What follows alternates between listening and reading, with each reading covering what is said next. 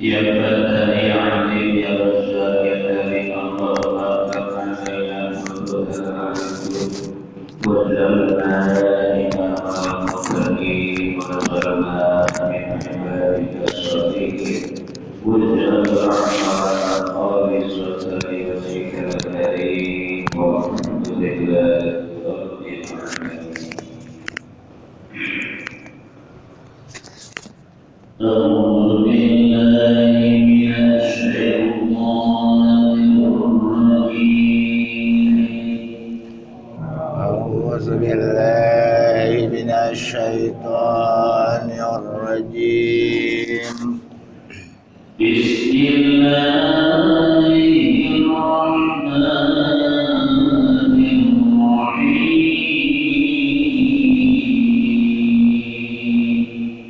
الرحيم. بسم الله الرحمن الرحيم. الذين آتيناهم الكتاب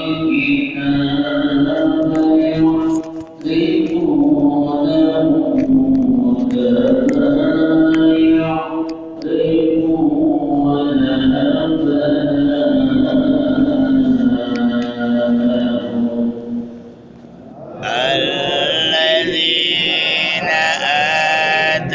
آتيناهم الكتاب يعرفونه كما يعرفون أبناءهم. الذين خسروا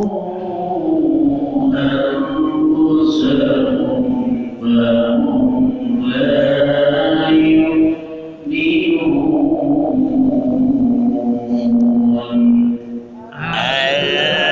الذين خسروا أنفسهم فهم لا يؤمنون. ومن أظلم ممن افترى على الله كذبا أو كذب بآياته. ومن أظلم ممن افترى على الله كذبا أو كذب بآياته. إنه لا يفلح الظالمون. إنه لا يفلح الظالمون. ويوم نحشرهم جميعا ثم نقول للذين أشركوا ويوم نحشرهم جميعا ثم نقول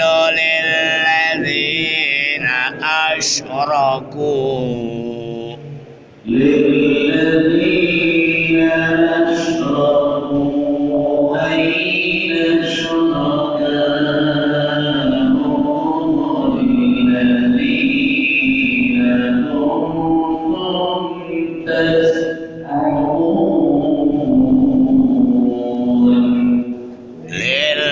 للذين أشركوا أين شركاؤكم الذين كنتم تزعمون. ثم لم تكن فتنتهم إلا أن قالوا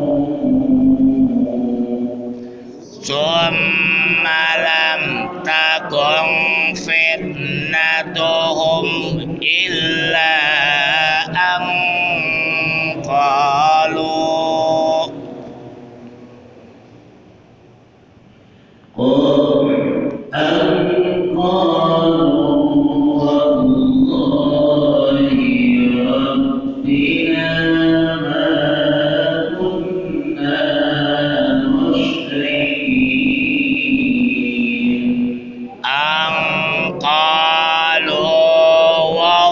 wallahi rabbina ma kunna musyrikin.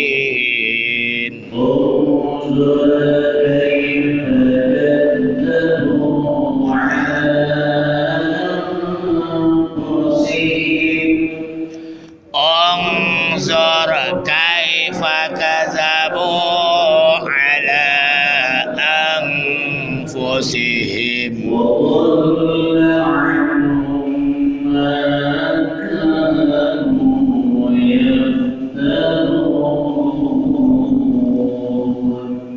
wa dalla anhum ma kanu yaftarun.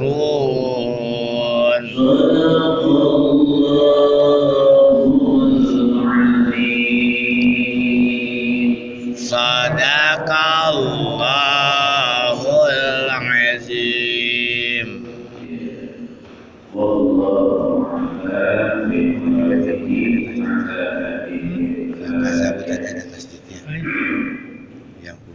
Ayat ini menjelaskan bagaimana ahlul kitab setelah mereka mengetahui isi dari kitab Injil, bahwa di dalam kitab Injil itu diterangkan akan ada kemudian seorang Rasul pelanjut berikutnya dari Nabi Isa.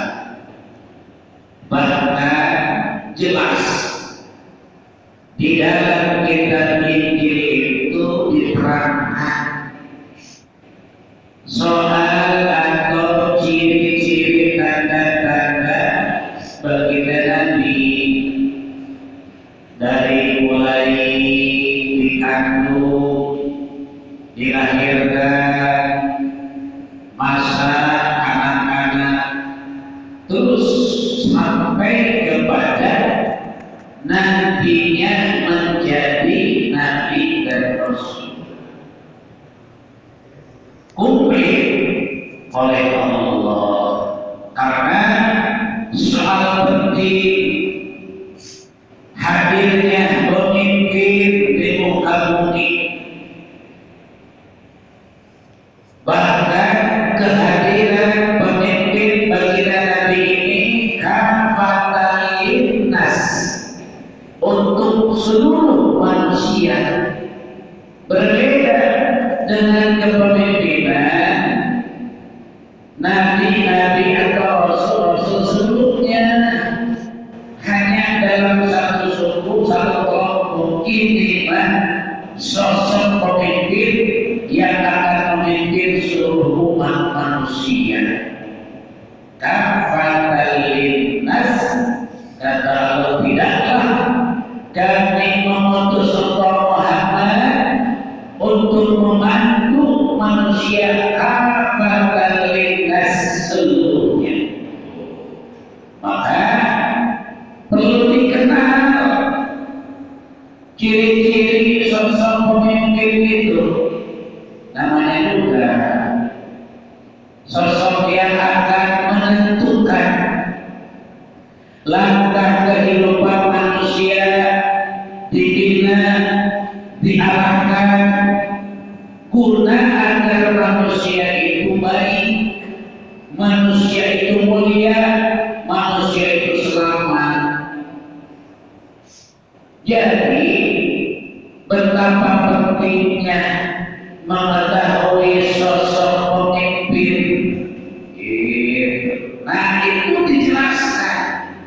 di dalam kitab Injil, bahkan bisa jadi dalam kitab-kitab sebelumnya. Ada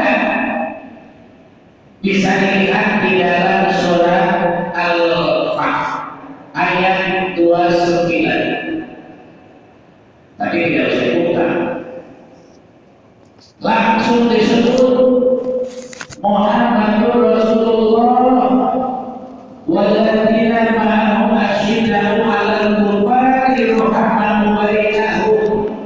Karakter tentang Rasulullah dan pengikutnya disebut dalam tafsirnya Ahsan Mahiri. Tarahum rukan sujadan yattaquna minallahi wa fadlan. Yattaquna fadlan minallahi wa ridwana simahum fi wujuhihim min asari sujud. Zalika masaluhum fit Taurati wa masaluhum bil Injil. Disebut di situ. Iya. Kepribadiannya ini Injil itu. Mungkin kita sudah juga akan datang Nabi akhir zaman, Nabi penutup, Nabi disebutkan nama ayahnya, nama ibunya, nama kakeknya, kebangsaannya, lahirnya, pertang hari lahirnya, sifat-sifatnya yang melekat dengan fisik dijelaskan di dalam kitab sebelumnya. Oleh Imam Tabari, ketika Rasulullah berhadapan dengan berbagai kalangan, ada Yahudi, ada Nasoro, ada kafir Quraisy. Jadi ada tiga keadaan umat saat itu di Mekah orang Mekah ini. Itu kehidupan manusia dengan model jahiliyah yang dimaksud belum menerima pembelajaran kebenaran, masih macam-macam cara hidupnya, nyembah berhala, tatanan kehidupan, acak-acakan, ya, kemudian yang kuat itu yang jaya, yang lemah itu yang menderita. Ini model kehidupan manusia ini ya. Di sekitar Madinah, kesana-sananya, ke sekitar Jazirah Arab, ada yang dengan pemahaman Nasoro, ya, ada pemahaman Yahudi, ada pengikut Nabi Musa, ada pengikut Nabi Isa, ada begitu saja. Kaum Yahudi Nasoro, tiga keadaan umat saat itu yang dihadapi oleh baginda Nabi. Jadi banyaknya dialog yang diterangkan di dalam ayat. Itu dia dimuat ayat begitu. Karena ayat itu adalah sesuai dengan peristiwa yang ada. Nah, kemudian Allah menjelaskan begini. Alladzina orang-orang al-tahina yang kami berikan kepada mereka kitab Injil, kitab Taurat dulu begitu ya, kan terus berjalan dari masa ke masa terus hingga ratusan tahun, bahkan dalam ahli sejarah dari Nabi Isa ke Nabi Muhammad itu hingga 6 abad, ya hampir 600 tahun. Di masa 600 tahun itu banyak kemungkinan kitab itu keasliannya akan mengalami isi dan redaksinya itu berubah-ubah sesuai dengan kepentingan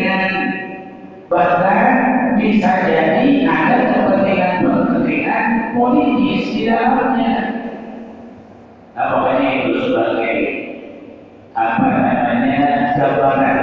Nah, Allah mengatakan begini, katakanlah yang benar kita mikirnya, yang masih dipegang teguh, dan ternyata sampai Nabi lahir, kami Nabi lahir itu ada di antara pengikut Injil itu yang berpegang teguh kepada kebenaran Injilnya. Ada sebahagian itu kaum Yahudi yang jelas-jelas ingkar kepada kebenaran itu juga itu lebih banyak. Sebahagian kecilnya masih ada sebelum Kanjeng Nabi hadir diangkat menjadi Rasul yang beriman dengan benar kepada Allah itu ada. Bagaimana mereka yang sudah diberikan kitab? Ya'rifunahu, mereka mengetahui kepada Kanjeng Nabi karena sebagaimana ya'rifuna mereka mengetahui atau mengenal abna'ahu anak-anak mereka. Jadi pengikut Injil yang disebut dengan Ahlul Kitab, mereka itu sudah mengetahui akan kedatangan Nabi berikutnya. Namanya udah ada lima dalam kitab Injil. Namanya, terus apa ciri-ciri fisiknya, lahirnya hari apa, bulan apa, di mana lahirnya, siapa ayahnya, bagaimana cerita ketika ayah ibunya ketemu, itu ada dibuat lengkap sehingga dibahasakan oleh Allah itu. Karena begitu jelasnya dalam kitab Injil, mereka mengenal baginda Nabi seperti mengenal anaknya sendiri. Saking jelasnya. Saking jelasnya. Alladzina, dan orang-orang khosir, mereka yang merugikan anfusahum terhadap diri mereka sendiri, bahwa maka mereka itulah la yu'minuna, yang tidak beriman. Jadi iman yang dimaksud di sini itu bukan tidak mengetahui, tetapi tidak menerima ketetapan Allah. Disebut ingkar. Ceritanya datang Nabi, benar ini seperti yang telah dijelaskan dalam kitab Injil, tapi ada kebandelan, ada keingkaran. Kenapa ingkar? Macam-macam. Sebab ingkarnya ada tidak rela menerima kenyataan. Ya, harus ada sosok pemimpin Nabi bukan dari kalangan mereka, malah hadirnya dari sini, dari kaum Quraisy, dari bangsa Arab yang dianggap bangsa buangan, itu bangsa yang tidak punya kehormatan. Ini sifat-sifat manusia, keangkuhan, kesombongan. Mestinya dari sini, dari Palestina. Nabi yang paling mulia itu bukan dari yang lain-lain, seperti nabi-nabi sebelumnya, Nabi Zakaria, Nabi Yahya, tuh di situ tuh, Nabi Harun, Nabi Ilyas, kan yang paling banyak di Bani Israil, di Kanaan, di sekitar Palestina, Syam. Di situ baru Nabi sampai kepada Nabi Isa. Aturan itu dari situ lahirnya, supaya nama besar itu terus berkelanjutan. Etnis atau apa namanya ras, bisa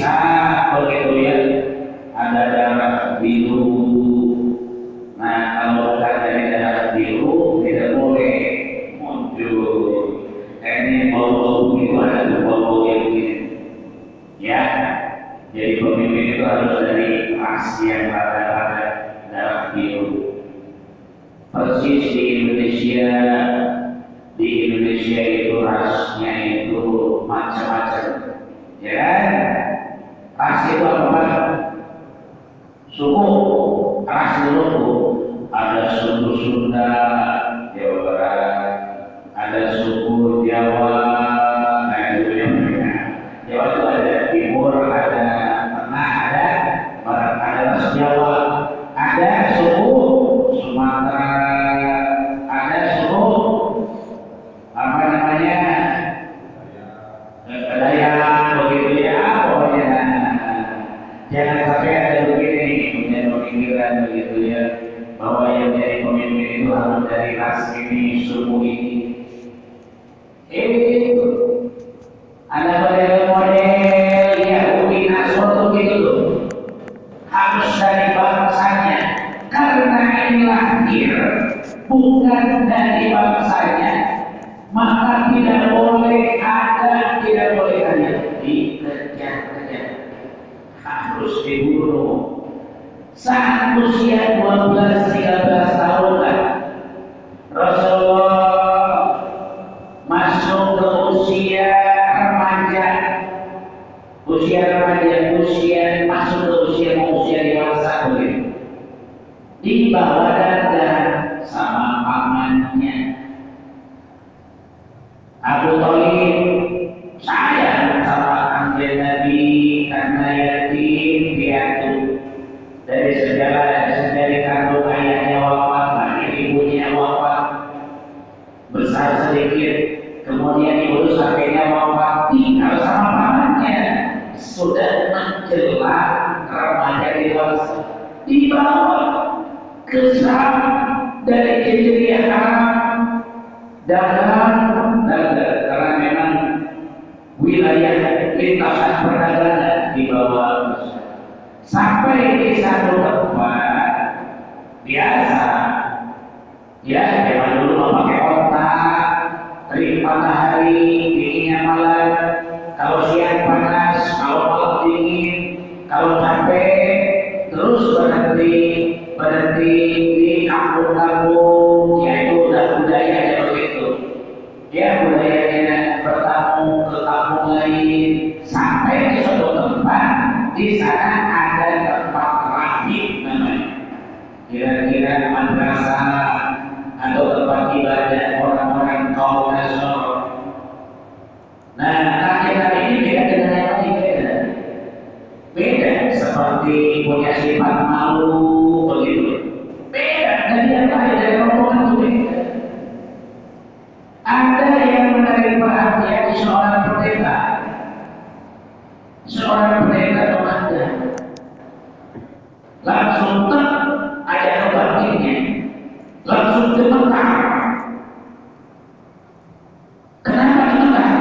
Karena sosok ini seperti yang disebut-sebut dalam kitab Injil. Akhirnya ditanya rombongan itu, kabinet ditanya, ini siapa? Katanya gitu, anak ini siapa? Siapa yang bawa? Oh, itu ayahnya, pamannya. Ayahnya adalah pamannya Abu Thalib. Ini adalah ponakannya, anaknya, anak kesayangannya. Dipanggil Abu Thalib ke belakang, ditanya, ini anak ini namanya siapa? Disebut. Ayahnya siapa? Disebut. Itu bahkan si pendeta ini setelah mengangkat kepada sini mungkin 50% langsung dia yang melanjutkan, pasti katanya ini lahirnya hari ini, ya benar, apa yang diobrolkan itu sesuai dengan apa yang ada dalam kitab Injil Taurat. Kesimpulannya kepada pamannya, jangan melanjutkan perjalanan, segera anak ini dibawa pulang. Karena ikat tidak menghendaki kedatangan Nabi, akhirnya apa itu akan tahu ini anaknya. Abna'ahu ya'rifunahu abna'ahu seperti mana al-anaknya. Itu maksudnya. Itu ini bisa diukur sudah dibawa pulang lagi oleh Nabi. Dibawa pulang ke depan, dibawa kita Nabi oleh mamanya. Dari situ. Nah, itulah. Jadi kenapa mereka menolak kehadiran Rasul terakhir? Jadi di antara faktornya adalah rasa gengsi, rasa sombong dengan kebanggaan ras atau apa namanya kebangsaannya, ya bukan bangsa Yahudi tetapi justru bangsa Arab yang disebut dengan bangsa Ajam. Begitu ya, bangsa Ajam Arab. Arab itu ya kayak semacam kehidupan yang kuno lah begitu, bukan terpelajar atau bangsa yang ya tidak terpandang. Justru hadir dari situ tadi. Yang kedua, faktor utamanya itu hidayah. Karena sudah ada pembangkangan, kebohongan. Bahkan jauh sebelum Nabi hadir, saat Nabi Musa diutus, kemudian Nabi Isa diutus, ada karakter Yahudi Nasrani bangsa Israel itu keras, pembangkang. Itu ada memang karakter itu, karakter pembangkangnya itu. Maka dibahasakannya juga oleh Allah itu, kalau dia sesat, dia waktu tidak lagi yang sesat itu tidak jelas-jelas kebenaran itu ada, tapi ditolak oleh mereka menjadi jalan yang lain. Kemudian yang kedua, keingkarannya, menentangnya begitu, menentangnya sangat nampak sekali penentangan terhadap kebenaran. Nah, inilah yang menjadi faktor utamanya. Lalu kata Allah, alladzina khasiru anfusahum wa hum la yu'minun. Mereka itulah yang kelak akan merugi. Lanjut ayat berikut. Wa man adzlamu wa man adzlamu yalfi dzulmin biman daripada orang-orang yang mengadakan Allah terhadap Allah keziban kedustaan. Maksudnya menyembah selain Allah, menolak kebenaran yang bersumber dari Allah, lebih percaya kepada kerajaannya, dunianya, kemudian atau berhala-berhalanya yang dijadikan sesembahan oleh mereka.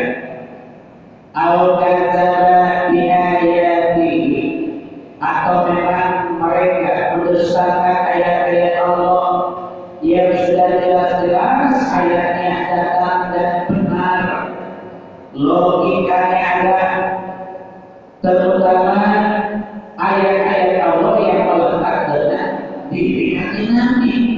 Orang Yahudi, orang Nasrani sudah jelas-jelas tahu di dalam kitab sebelumnya tentang sosok Nabi Muhammad ditolak oleh mereka.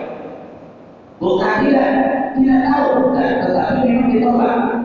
Nah, mereka itulah yaitu kita mengalami tahu kadzaba atau mereka mendustakan di ayat ini terhadap ayat Allah. Kita sesungguhnya la yuflihuz zalimun, tidak akan pernah beruntung orang-orang yang mendustakan, baik mendustakan tentang Allah atau mendustakan tentang kebenaran ayat-ayat Allah, menolak, mengikuti dan mengiyakan terhadap kerasulan baginda Nabi Muhammad SAW.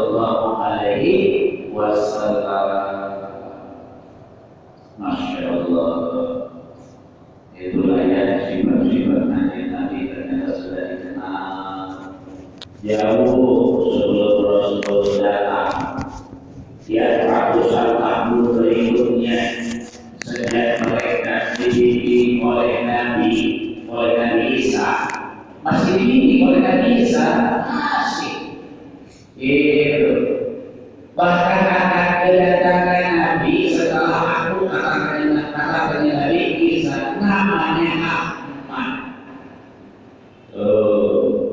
Ada dalam surah dikatakan Nabi dikatakan di surah dikatakan tentang cerita Nabi Isa mengatakan engkau beribadah kepada Allah Tuhanku dan Tuhan kalian, dan anak aku kabarkan kepada kalian, yaitu akan kedatangan Nabi setelah Nabi Isa kepada umatnya bernama Ahmad. Maka ikutilah oleh kalian. Itu sudah dimuat, itu sudah dimuat dalam kitab sebelumnya. Maka kenapa Allah berasal mereka mengenal Muhammad itu seperti mengenal terhadap anaknya sendiri. Jadi alamat atau tanda-tanda atau jalan itu sudah ada. Nah, ceritanya begini. Seperti itulah manusia, ada yang beriman, ada yang kufur, ada yang taat, ada yang maksiat, ada. Akhirnya diberikan aja, diumumkan aja manusia keadaannya. Ada yang rajin, ada yang malas, ada yang tekun, ya, ada yang ahli doa, ahli ibadah, pokoknya semua macam-macam itu manusia itu termasuk kita. Nah, tapi kayak kita nih, kita yang iman pulang ke Allah, yang tidak iman pulang ke Allah, yang doa pulang ke Allah, yang durhaka pulang ke Allah, yang baik pulang ke Allah, yang buruk pulang ke Allah, semua pulang ke Allah. Akhirnya mau ikut. Jadi dunia ini yang percaya dengan Nabi, yang tidak, yang taat, yang kita kalau macam manusia macam. Seperti itu ceritanya. Model manusia seperti itu. Ya, yang berbuat jahat, yang berbuat zalim, yang merugikan orang, yang menipu, semua macam-macam itu manusia. Memang begitu. Kita kalau bisa kita nikmati dunia kalau bisa. Tata diri. Jadi orang beriman kecil-kecilannya ada, walaupun sebesar biji jarum di dalam lubuk hati, yakin ke Allah, cinta ke Rasul. Kalau bisa terus dibina diri, mumpung belum mati, belum wafat, bina.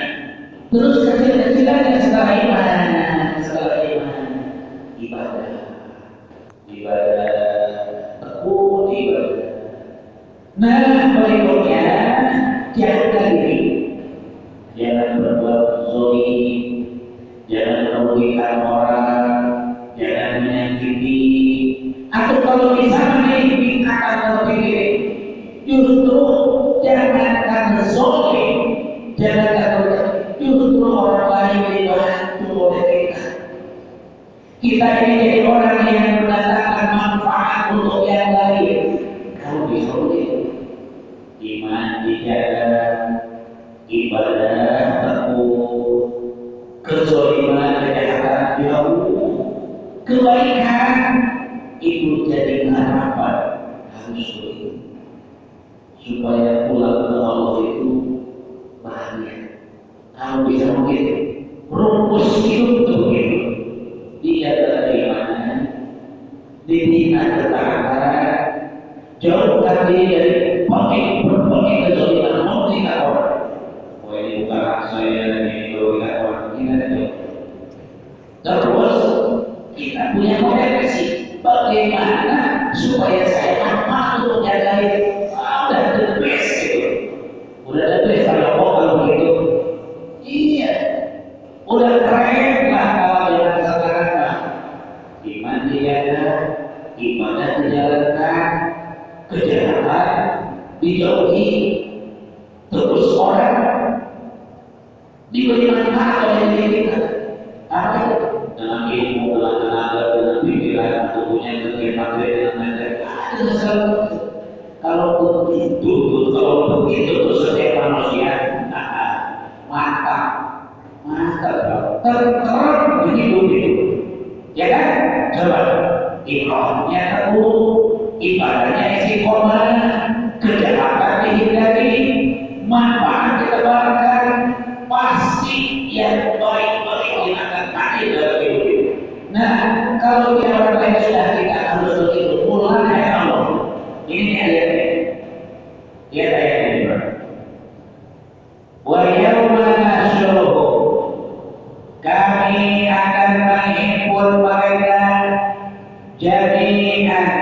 Wa yauma, dan pada hari kiamat, nasyuruhum, kami akan menghimpun mereka, dibangunkan oleh Allah, dibangkitkan oleh Allah setelah dunia ini gulung tikar, jami'an, manusia seluruhnya. Subhana gulu, kemudian kami berkata, lilladzina, kepada orang-orang asyraku yang menyekutukan Allah, aina syurakahu, di mana sekutu-sekutu mereka, sesembahan kalian, alladzina, dan orang-orang kuntum kalian adalah tasumuna, kamu akan mengatakan.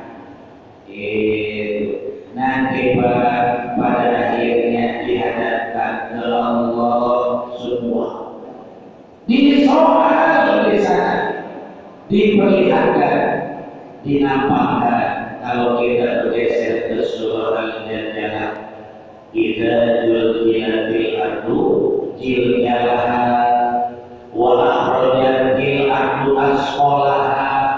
Kita julkilatil ardu jiljalah, berdoa ketika oleh Allah dunia ini sudah tidak lagi, ya, keberadaannya ditetapkan, dihancurkan, diguncang dengan guncangan yang dasar. Karena guncangannya dasar itu, wa akhrajatil ardu asqalaha, bumi mengeluarkan isi yang dikandung, wa qala al-insanu ma laha yauma idzin, itu hari surah Baroha, bi anna rabbaka awhala. Bicara nanti setelah dihancurkan bumi itu akan bicara kepada orang-orang sangat mengatakan, kenapa ini bumi jadi begini? Karena bumi inilah yang pernah disampaikan berita akan kehancurannya itu. Yauma idzin yasduruna asydaqal yura'ahu, yang ketika itu maksudnya ketika dibangkitkan akan diperlihatkan kepada mereka dan kemudian ditimbang, dibalas. Fama ya'mal misqala dzarratin khairan yarah, wa ma ya'mal misqala dzarratin syarran yarah. Di hari itu akan teringat kehaji, maka itu akan teringat lagi manfaat ngaji, manfaat sholat, manfaat kebaikan doa itu. Setelah ditimbang, itu ya. Setelah ditimbang, tidak ditimbang amal baik, amal buruk, sekecil-kecilnya hingga sebesar-besarnya di kaki itu. Nah, jadi kesimpulannya dari ayat ini, beberapa ayat ini intinya kita bersyukur kepada Allah, dipilih di hati kita, disematkan ada rasa yakin kepada Allah, yakin kepada kebenaran yang dibawa oleh Rasulullah. Walaupun kita tidak pernah ketemu dengan Rasulullah, tidak melihat sosok Rasulullah, tidak mendengar ucapan-ucapan Rasulullah, kok bisa yakin Tuhan itu? Berarti oleh Allah itu disambungkan kepada Nabi lewat para pengikut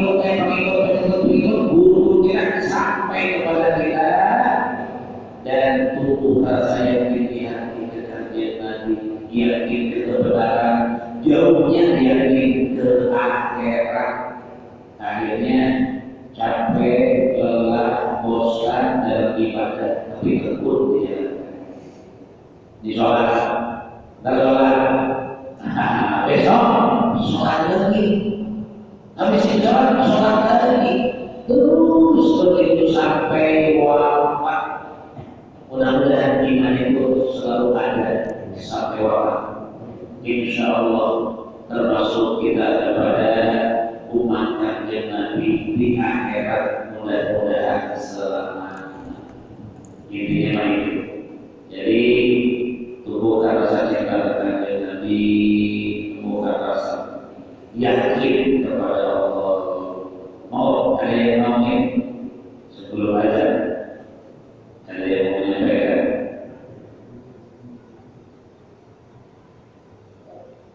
Silakan.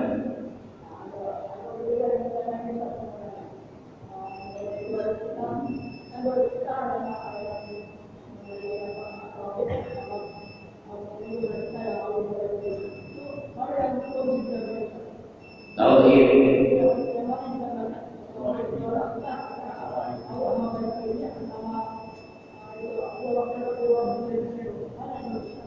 Gimana? Oh, itu kan. Oh, wa ma'ana musyrikin. Kalau baik, baik pada dasarnya baik kita itu baik sama. Cuma kalau Allah Akbar kabir itu lebih kepada pernyataan yang apa namanya, yang spesifik. Gini, doa kita ada beberapa jenis doa kita. Allah berbaik. Kalau Allah baik, pengakuan kelemahan diri. Kalau Allah Akbar kabir pernyataan kepada Allah secara harfiah. Allahu Akbar kabir walhamdulillahi katsir. Allah Maha pujinya tanpa batas. Puji Allah wa subhanallahi bukratan wa asila. Dan kemudian kesuciannya melewati waktu pagi dan petang. Itu pernyataan. Ya, ini wajah dari situ. Masuklah kita kepada keteguhan ini, aku ini wajahku menghadapkan diri. Itu maksudnya. Wajiyadilladzi, kepada zat yang telah menciptakan makhluk samawati wal ardh.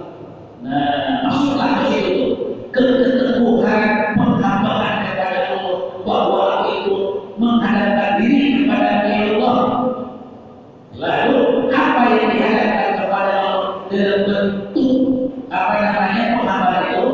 Inna sholati wa nusuki wa mahyaya wa mamati lillahi rabbil alamin. Ikrar. Inna sholati sholat wa nusuki ibadah wa mahyaya hidup wa mamati mati lillah, tidak ada kecuali hanya ke Allah.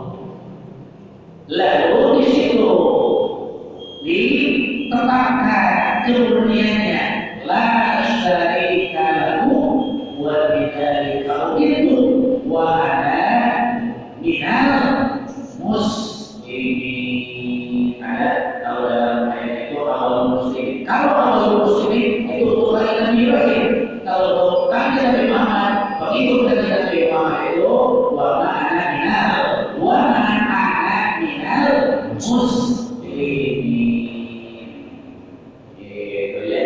Nah, itu namanya di apa itu di stempel begitu ya, bahwa la syarikat, tidak ada syarikat atau kesamaan yang lain kepada Allah dimurnikan itu tertauhid dan itu. Jadi utama mana membaca doa kita, Allahumma barik atau Allahumma akbar kabir. Kalau dalam pendapat Ibnu Hajar Al-Asqalani itu, karena iktidal itu adalah sebagai pernyataan kepada Allah dari derajat makna, kan ikrar. Kalau Allah baik meminta terus saling bersihkan. Kalau imam minta ditemukan, itu maksudnya Allah itu minta tahu itu ditemukan. Ya, kalau paham Syafi'iyah Imam Syafi'i itu kenapa boleh menggunakan doa kita itu? Dan ada beberapa juga ada dari wajah itu, tidak ada dari Allah Akbar kabir, begitu ya, dari wajah yang pada intinya doa kita ini adalah sebagai pengungkap pernyataan diri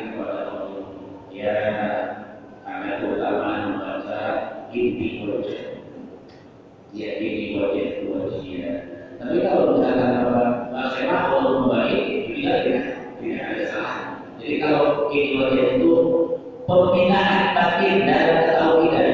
Kalau Allah memberikan ilmu yang ada baik nasyid wal maghrib itu meminta supaya dibersihkan dari dosa.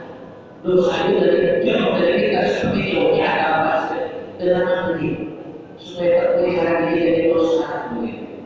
Ustaz, bagaimana kalau misalkan kita tutup semuanya? Boleh aja, boleh aja. Kan boleh kita, ya boleh kita. Boleh kita itu sifatnya harian. Gitu. Masih ada lagi? Cukup ya, sudah terus diingat sampai kita jaga keimanan,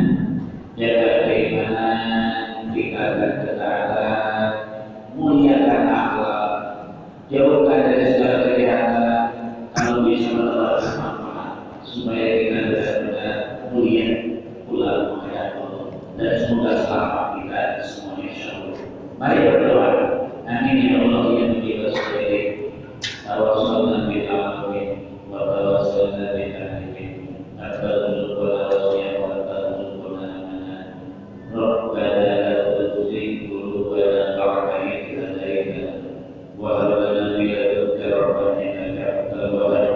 Rabbana atina fid dunya hasanah wa fil akhirati hasanah wa qina adzabannar. Walhamdulillahi rabbil alamin. Assalamualaikum warahmatullahi wabarakatuh.